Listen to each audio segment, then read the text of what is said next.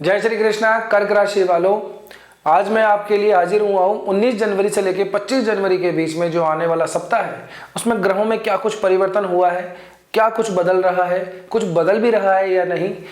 तो एक चीज़ मैं आप लोगों को बता दूं कि जो चतुर्ग्रही योग है वो कंटिन्यूसली चल रहा है नवंबर से, कभी किस राशि में, कभी किस में, कभी किस में। जैसे ही राशि बदलते हैं वैसे ही सब कुछ बदल जाता है। चार चार ग्रह जब एक राशि के ऊपर आते हैं तो वजन तो पड़ता ही है।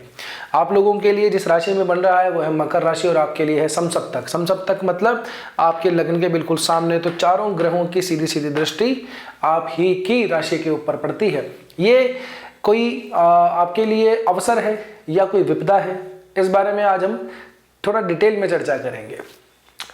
देखिए एक और बात, चंद्रमा भी यहाँ पे अभी जो है गोचर करेंगे 18, 19, 20 इन 3 तारीखों को चंद्रमा भी यहाँ पे रहेंगे। तो सप्तम भाव के अंदर आप लोगों के पंचग्रही योग बन रहा है। इसमें 3 ग्रह शुभ हैं, शुक्र, बुध और चंद्रमा, और 2 क्रूर ग्रह माने जाते हैं, सूर्य और बुध। अगर इनकी पोजीशन अगर आपकी पत्रिका के लिए देखें तो एक बनता है आपके लिए पंचमेश, एक बनता है दशमेश और द्वितीयेश, यानी कि सूर्य और मंगल। बाकी अगर मैं बात करूं आप लोगों के लिए बुध और शुक्र की, तो बुध आप लोगों के लिए बिल्कुल भी कारक ग्रह नहीं बनता। शुक्र की बात करें तो शुक्र फिर भी आप लोगों के लिए केंद्र भाव का भी स्वामी है और लाभ भाव का भी स्वामी है। तो ये जो युतियां हैं आप लोगों के लिए, आपके राशि चंद्रमा भी खैर यहीं पे ही है। तो अमावस्या पड़ेगी, अमावस्या के दिन जो है बिल्कुल क्लोज आ जाते हैं, इसलिए क्या है कि चंद्रमा को ग्रहण लग जाता है। ग्रहण का दिन ही अमावस्या होता है बेसिकली। तो पंचग्रही योग आप लोगों के सप्तम भाव में बन रहा है। क्या कुछ होगा इससे, काम धाम पे क्या असर पड़ेगा, एक एक करके अपन बात करते हैं। सबसे पहले बात करें करियर और जॉब की। तो देखिए दशम भाव का स्वामी मंगल बनता है। मंगल सप्तम भाव के अंदर आकर के उच्च अवस्था को प्राप्त कर रहा है। उच्च कैसे, क्योंकि मकर राशि के अंदर मंगल जो है वो उच्च अवस्था को प्राप्त करता है। रोचक नामक एक राजयोग बनता है। इसको 5 बड़े महा राजयोगों में से राजयोग का नाम दिया गया है रोचक राजयोग। मंगल एक और यहाँ पे राजयोग बना रहा है, वो है सूर्य का साथ में आदित्य मंगल राजयोग। साथ ही में शुक्र और बुध ये दोनों मिलकर एक लक्ष्मी नारायण योग बनाते हैं। चंद्रमा भी यहाँ पे साथ में है। तो 5 ग्रह अब एक साथ आ गए हैं तो क्या कुछ हाल होगा। देखिए मंगल का जो चौथी दृष्टि है आप लोगों के दशम भाव पे पड़ती है और दशमेश आपके लिए मंगल ही है। अब कुछ लोग ये कहेंगे कि साहब अभी मंगल तो अस्त हो रखा है, तो मंगल ही क्यों अस्त हो रखा है भाई, शुक्र भी अस्त है, बुध भी अस्त है और यहाँ पे चंद्रमा भी आकर के क्षीण चंद्रमा हो गया है बिल्कुल। तो एक तरीके से ये भी जो है ग्रहण का ही या कि अमावस्या का या अस्त वाला चंद्रमा ही इसको आप कह सकते हैं। तो सूर्य के अलावा बाकी तो ग्रह सब अस्त हो गए, तो क्या इनमें कोई फर्क नहीं पड़ेगा? जरूर पड़ेगा, क्योंकि अगर ग्रह अस्त हो जाए और उसको हम बिल्कुल ही डिनाई कर दें तो फिर तो सारा का सारा जो चीज़ें हैं वो कैलकुलेशन ही बदल जाएंगी। क्योंकि बुध को तो सूर्य की गोद में खेलने वाला बताया गया है। 50% से ज़्यादा चार्ट के अंदर बुध अस्त ही पाया जाता है। तो इसका मतलब ये थोड़ी ना कि बुध जो है वो खराब हो गया है, ऐसा नहीं होता है, ठीक है ना। हाँ, उनका प्रभाव जो है वो थोड़ा सा कम जरूर हो जाता है। आप किसके साथ में बैठे हैं, कौन सा ग्रह है, कौन सा घर है, आपकी मेन पत्रिका के अंदर इन ग्रहों की स्थिति क्या है ना। फिर आपकी कौन सा लग्न बन रहा है, किसकी दशा है, किसकी महादशा है, इन सबको कैलकुलेट करने के बाद ही हम किसी व्यक्ति की कुंडली का विश्लेषण कर सकते हैं। तो अगर आप अपनी कुंडली का विश्लेषण करवाना चाहते हैं तो व्हाट्सअप नंबर दिए हुए हैं और वेबसाइट का एड्रेस दिया हुआ है, आप कहीं से भी जाके अपॉइंटमेंट बुक कर सकते हैं। तो करियर भाव के अंदर मंगल जो है अपनी चौथी दृष्टि डालता है। तो यहाँ सूर्य मंगल अथॉरिटेटिव पोस्ट को देते हुए नजर आते हैं। साथ ही के अंदर आदमी का जो कद है, जो सामाजिक दायरा है ना, उसकी जो शक्ति है, उसकी जो सत्ता है वो मजबूत होती हुई दिखाई देती है। और साथ ही के अंदर शुक्र और जो बुध हैं ये दाम्पत्य का, क्योंकि ये भाव नैसर्गिक रूप से शुक्र का ही है, तो दाम्पत्य के अंदर भी वृद्धि दिखाई देती है। हालांकि दशम भाव से डायरेक्टली कोई रिलेशन बन नहीं रहा है, ठीक है ना। और ये अर्थ त्रिकोण के अंदर भी कहीं पे भी ये बाकी ग्रहों का सिस्टम बैठता नहीं है। अब मंगल की जरूर दृष्टि हमारे पास में द्वितीय भाव पे आती है, तो इन्फ्लुएंस ज़्यादा मंगल करता हुआ नजर आ रहा है। चंद्रमा की स्थिति शुरुआत के अंदर थोड़ी क्षीण रहेगी, यानी कि अमावस्या के चंद्रमा रहेगा।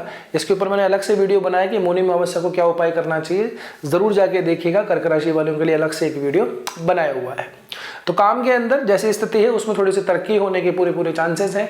काम के अंदर लोड जरूर बढ़ेगा। क्या होता है जब इस तरह की चीजें बनती हैं तब व्यक्ति को मेहनत थोड़ी ज़्यादा करनी पड़ती है और उसकी मेहनत का रिजल्ट ज़रूर आता है। क्योंकि मंगल जो है, मंगल मेहनत का कारक है, पराक्रम का कारक है, जोश का कारक है, तेज का कारक है। और जब ये उच्च अवस्था को प्राप्त कर ले केंद्र के अंदर तो व्यक्ति को ज़रूर उसको एफर्ट जो है काम में आते ही आते हैं।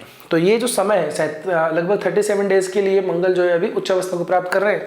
2 साल के बाद में ये हुआ है, 2 साल के बाद में फिर आगे होगा, तो 2 साल के बाद में आपके लिए स्थिति आएगी। तो अभी जितना एफर्ट लगा सकते हैं अपने काम के अंदर लगाइए, आपको रिजल्ट जरूर मिलेगा, क्योंकि आपकी राशि पे भी सीधा प्रभाव पड़ रहा है मंगल का, और आपके काम पे भी प्रभाव पड़ता है, आपके कुटुंब और आपके धन पे भी प्रभाव पड़ रहा है। बाकी तीनों चारों ग्रहों की सीधी सीधी आपके ऊपर दृष्टि आ रही है, तो दिमाग जो है कई तरह की चीजों को सोचेगा, कई अलग अलग कामों को करने का प्रयास करेंगे, लेकिन जो आपका काम है उसके साथ में कंसिस्टेंसी मेंटेन करते हुए चलिए। अपना सारी जो ऊर्जा, सारे जो जोश है अपने ही काम के अंदर लगा दीजिए, आपका काम बन जाएगा। जॉब स्विच करने की बात करूं तो जो लोग स्विच करने का सोच रहे थे उन लोगों के लिए जो है ठीक टाइम है, करना चाहें तो कर सकते हैं, कोई इतनी समस्या वाली बात यहाँ पे नजर हमको नहीं आती है, ठीक है ना।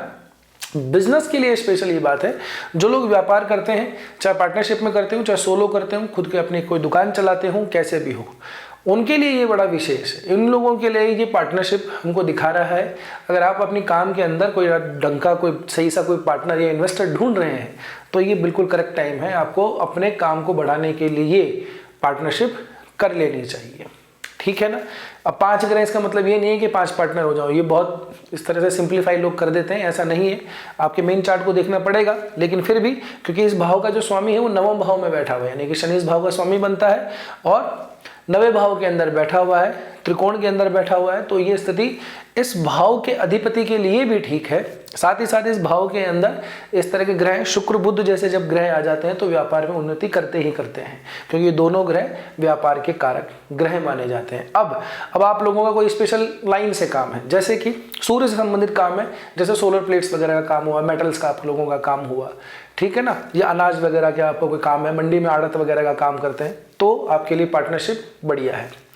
आपका कोई दूसरा काम है मंगल से रिलेटेड, जैसे इलेक्ट्रॉनिक्स का कोई काम है, इलेक्ट्रिकल आइटम का कोई काम है, ठीक है ना, शॉप्स आप चलाते हैं इस तरह की जिसमें मशीनें वगैरह काम करती हैं, रिपेयर करते हैं आप उन लोगों को, वायर वगैरह बनाते हैं, या ऐसी कंपनी के साथ में जुड़ के काम किए हुए हैं या कर रहे हैं, तो भी आप लोगों के लिए व्यापार के अंदर पार्टनरशिप सूटेबल है। काम को बढ़ा लीजिए, कोई समस्या नहीं आएगी, ठीक है ना। इसके बाद में बात करते हैं रिलेशनशिप की और मैरिज की। तो देखिए रिलेशनशिप भाव का स्वामी मंगल ही बनता है फिर से, और आपके पंचमेश है, वृश्चिक राशि है। वृश्चिक राशि जल तत्व की राशि है, तो सामान्यतः ये मंगल की दूसरी राशि थोड़ी ठंडे स्वभाव की मानी जाती है। मेष राशि फायरी साइन, अग्नि तत्व का ग्रह, तो इसमें गुस्सा, थोड़ा जोश, डर ज्यादा रहता है। वृश्चिक राशि के अंदर शांति, एकांतपन, इस तरह की चीजें रहती है। तो प्रेम भाव का स्वामी सप्तम में गया हुआ है, पंचमे सप्तम में चला जाए तो प्रेम विवाह के योग बन जाते हैं सामान्यतः, और उच्च अवस्था के अंदर और गया हुआ है, तो आप लोगों के लिए अपने प्रेम को गंतव्य तक पहुंचाने का समय है।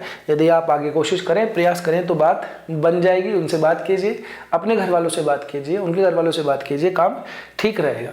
एक और बात मैं आप लोगों को बता दूं, क्या होता है कि जब इस तरह के ग्रह बनते हैं साथ में, सूर्य, मंगल, बुध, शुक्र, इस तरह के जब ग्रह एक साथ आ जाते हैं तो ऐश्वर्य देते हैं, समृद्धि देते हैं, मान देते हैं, सम्मान देते हैं, प्रसिद्धि देते हैं, लेकिन साथ साथ में दबे पांव चले आता है अहंकार, दबे पांव चले आता है ईर्ष्या, जलन, दूसरे के काम से थोड़ी सी जलन होना, अपने काम को थोड़ा सा बड़ा बताना, अहंकार आ जाना, है ना। क्रोधित व्यक्ति थोड़ा ज्यादा होने लगता है, इरिटेट हो जाता है जरा जरा सी बात पे, थोड़ी बहुत भी उसको जो मजाक है वो सहन नहीं होती। तो ऐसी अवस्था के अंदर क्या है कि आपको इन चीज़ों से थोड़ा सा बचना चाहिए, क्योंकि ये अच्छे राजयोग हैं। अच्छे राजयोग कब खराब में कन्वर्ट हो जाएं कुछ नहीं कहा जा सकता। तो आपका जो स्वभाव है वो अपना विनम्र बना के रखिएगा, नम्र बना के रखिएगा। हालांकि कर्क राशि वाले थोड़े चंचल स्वभाव के होते हैं, मूड इनका बहुत ज़्यादा बदलता रहता है, लेकिन इसीलिए आप लोगों को थोड़ा सा ज़्यादा संभल के रखना पड़ेगा। कुछ ऐसी कड़वी बातें ना बोल दीजिएगा जिससे क्या है कि रिश्ते थोड़े से खराब हो जाएं, क्योंकि कुटुंब भाव पे भी मंगल की दृष्टि पड़ ही रही है, आपकी राशि के ऊपर पड़ रही है, तो किसी गलतफहमी का शिकार बिल्कुल भी नहीं होना है। आगे बात करें दाम्पत्य जीवन के लिए, तो दाम्पत्य जीवन में नोक झोंक, लड़ाई झगड़े सब ये जो है एक नॉर्मल बात है। अगर जैसे सामान्य तरीके से चीज़ें होती हैं वैसे हो रही हैं तो इट्स ओके, कोई बात नहीं है। लेकिन थोड़ा सा क्या है कि मैं फिर से कह रहा हूँ वही चीज़, थोड़ी ईर्ष्या, थोड़ा जलन, थोड़ा अहंकार, थोड़ा एटीट्यूड, थोड़ा ईगो क्लैशेस, इस तरह की चीज़ें ज़रूर हो जाती हैं बहुत छोटी छोटी बातों के ऊपर। तो ध्यान रखिएगा, क्योंकि बुध जो है वाणी का कारक है, और वाणी बिगड़ जाती है तभी बात आगे बढ़ती है। तो इन चीज़ों को थोड़ा सा संभाल लीजिएगा। हेल्थ और वेल्थ की अगर मैं बात करूँ तो आपका जो छठे भाव का स्वामी है वो गुरु बनता है, गुरु बनता है, जो कि सीधे सातवीं दृष्टि से देख रहा है अपनी ही राशि को। इसके अलावा एक चीज़ और है, चंद्रमा तो अभी रहेंगे 2 दिन 19 और 20 तारीख को, 21, 22 और 23, ये 3 जो तारीख हैं, 21 जनवरी, 22 जनवरी और 23 जनवरी, चंद्रमा राहु के साथ में मिलेंगे और यहाँ पे ग्रहण योग बनेगा। यहाँ से क्या है, हाइपर टेंशन जिन लोगों को थोड़ी सी ज़्यादा रहती है, बेचैनी रहती है, घबराहट बहुत ज़्यादा होती है, बीपी की प्रॉब्लम से रहती है, ठीक है ना, कोई साइकिक प्रॉब्लम से अगर जूझ रहे हैं तो आप लोगों को थोड़ा सा विशेष रूप से सावधान होने की ज़रूरत पड़ेगी, क्योंकि गुरु की तो चलो दृष्टि पड़ी रही है यहाँ पे, साथ ही साथ में नवी दृष्टि अगर हम देखें तो यहीं पे पड़ रही है, तो यहाँ से गुरु के साथ साथ राहु और फिर चंद्रमा, तो इस तरह की जो मैट्रिक्स है ये हेल्थ के लिए तो बिल्कुल भी ठीक नहीं मानी जाती। तो अपने डाइजेशन का, पाचन का, इसका तो ध्यान रखना ही है, साथ ही साथ अपनी मेंटल हेल्थ का विशेष ध्यान रखना है। ओवरलोडेड डेटा अपने अंदर नहीं डालना है ना, बहुत ज़्यादा फ़ोन कंज्यूम वगैरह करेंगे तो ओवरलोडेड हो जाएंगे, फिर दिमाग में बिल्कुल ही कंसंट्रेशन सारी खराब हो जाएगी। और उसके बाद में राहु जो है ये आदमी को भ्रम की स्थिति दे देता है, चंद्रमा जो है इमोशंस का थोड़ा कारक है, तो दोनों ही मोर्चों पे, यानी कि लॉजिक के मोर्चे पे और इमोशन के मोर्चे पे आप धराशायी हो सकते हैं, तो फिर कोई समस्या आ सकती है। तो कोई आंतरिक प्रॉब्लम, कोई नसों से संबंधित दिक्कत, हेडेक की बहुत बड़ा इशू, रात को नींद नहीं आना, इस तरह की समस्याएं यहाँ पे ज़्यादा दिखाई देती हैं। जिन लोगों को एंजाइटी, डिप्रेशन वगैरह रहता है वो भी थोड़ा सा सावधान रहें। एक और बात, सप्तम भाव के अंदर भी इस तरह की जो ग्रहों की युतियाँ बन रही हैं, ये युतियाँ हेल्थ के मायने से अगर देखें तो थोड़ा सा शुगर और बीपी की जिनको प्रॉब्लम है उनको थोड़ा विशेषतः सावधानी रखनी पड़ेगी। गाड़ी वगैरह आप लोगों को भी आराम से चलानी है, सूर्य मंगल सीधे सीधे दृष्टि डाल रहे हैं, तो ज़्यादा तेज़ रफ्तार कहीं आप लोगों को नुकसान ना दे जाए। बात करें संपत्ति वगैरह की, तो संपत्ति वगैरह बनाने के लिए बढ़िया समय है।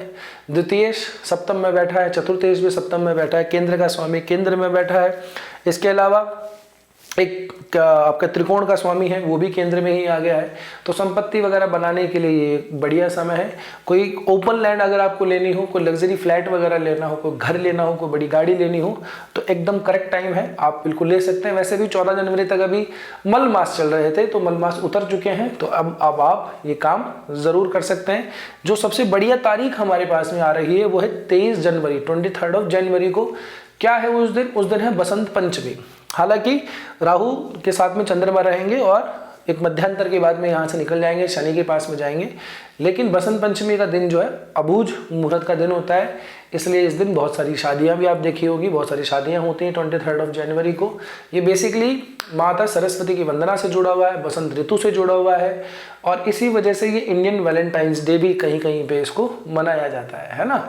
तो अपने प्रेम का इजहार वगैरह करने के लिए ठीक है, कोई भी अगर शुभ काम करना हो तो उसके लिए ये मुहूर्त सबसे उत्तम है। अबूझ है, अबूझ का मतलब जिसमें बूझने की, पूछने की आवश्यकता ना पड़े। तो 23 तारीख को कोई काम करना हो तो बेहिचक कर लीजिएगा, बहुत ही शुभ दिन रहेगा, ठीक है ना। अब देखिए, अब आपका लग्न कौन सा बनता है ये इंपॉर्टेंट है, किस ग्रह की दशा चल रही है, किसकी महादशा चल रही है, ये भी बहुत ज़्यादा जरूरी है, तभी जाकर के हम किसी कुंडली का पर्टिकुलर एक विश्लेषण कर सकते हैं, है ना। तो अगर आप अपनी कुंडली का दिखाना चाहते हैं तो व्हाट्सअप नंबर है और अपना वेबसाइट है, कहीं पे भी जाके आप अपनी जो है बुकिंग करवा सकते हैं। अब बात करते हैं उपाय की। तो देखिए, मैंने आप लोगों को साल के शुरुआत में भी बताया था कि देखिए, कोई एक जो उपाय है उसको एक बार में करने से कुछ नहीं होता, उसको कंसिस्टेंसी के साथ में करना पड़ता है। तो मैंने कहा था पूरे साल भर के लिए काम करके रखिए, आप लोगों को बहुत लाभ मिलेगा। बेसिकली आप लोगों को शिव मंदिर जरूर जाना चाहिए। शिव मंदिर जाते हैं तो वो जो जल आप शिव जी पर अर्पित करें उसके अंदर थोड़ा सा कच्चा दूध जरूर से मिला लीजिए, और शिव जी के जो चढ़ता है अगर आपके पास अवेलेबल है, जैसे बिल्व पत्र है ना, आकड़े का फूल है, धतूरा है, ये अगर अवेलेबल है तो वो भी आप जरूर से उनके ऊपर चढ़ा दीजिए और बैठिए, कुछ मत कीजिए, मंदिर में बैठिए। आपको कोई स्तुति नहीं आती, कोई मंत्र नहीं आता, कोई बात नहीं, मंदिर के अंदर जाके बैठिए, 5 मिनट, 10 मिनट, 15 मिनट, जितनी देर से आपसे इजीली सिटिंग हो सके उतनी देर बैठिए। शिव स्तुति अगर आपको आती है तो करिए, बस इतना सा काम करना शुरू कर दीजिए और ये रूटीन में करिए, रोज करिए, 1-2 दिन करने से कुछ नहीं होगा, ठीक है ना। तब आप ये कंटिन्यू करेंगे तभी आप लोगों को कोई फायदा मिलेगा। अब आप यहाँ तक पहुँचे हो तो वीडियो को लाइक ज़रूर से कर दीजिएगा, नए हो तो सब्सक्राइब भी कर ही देना। एक चीज़ और, रुक जाइए 1 मिनट, कमेंट सेक्शन में जाइए, इसको स्वाइप कीजिए, वहाँ पे एक हाइप का ऑप्शन आएगा HYP, तो वीडियो को हाइप ज़रूर से दे दीजिएगा ताकि ये औरों तक भी वीडियो पहुँच जाए। बस आज के वीडियो में इतना ही, मिलते हैं अगले वीडियो में, तब तक के लिए स्वस्थ रहिए, मस्त रहिए, अपना और अपनों का ध्यान रखिए। जय श्री कृष्णा, जय श्री राम।